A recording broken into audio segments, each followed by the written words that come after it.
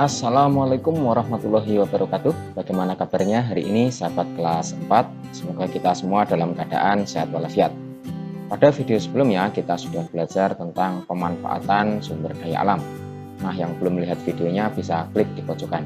Hari ini kita akan belajar tentang bentuk-bentuk kerjasama dalam menjaga kelestarian lingkungan alam. Baiklah, sebelum mulai belajar, marilah kita berdoa menurut agama dan keyakinan masing-masing. Berdoa disilahkan. Selesai. Simak penjelasannya sebagai berikut.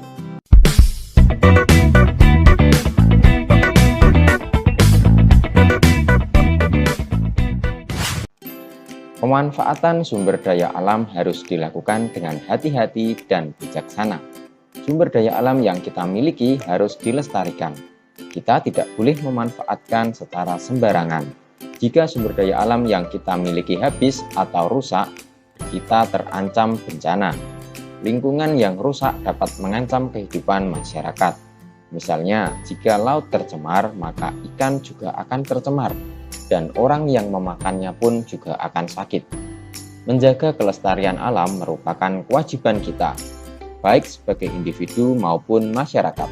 Betapa pentingnya menjaga kelestarian lingkungan dan sumber daya alam yang ada di dalamnya sudah sepatutnya dalam bentuk kerjasama antara anggota masyarakat maupun dengan pemerintah juga. Nah, bentuk-bentuk kerjasamanya yang dapat dilakukan sebagai berikut. Yang pertama, kerjasama warga masyarakat dalam menjaga kelestarian lingkungan. Anggota masyarakat merupakan unsur yang menikmati sumber daya alam sekaligus unsur yang merasakan langsung dampak jika terjadi kerusakan lingkungan. Oleh karena itu, setiap anggota masyarakat berkewajiban bahu-membahu dan bekerja sama dalam menjaga kelestarian lingkungan. Upaya yang dapat dilakukan diantaranya 1. Melaksanakan kerja bakti kebersihan secara rutin. Yang kedua, saling mengingatkan jika ada yang merusak lingkungan.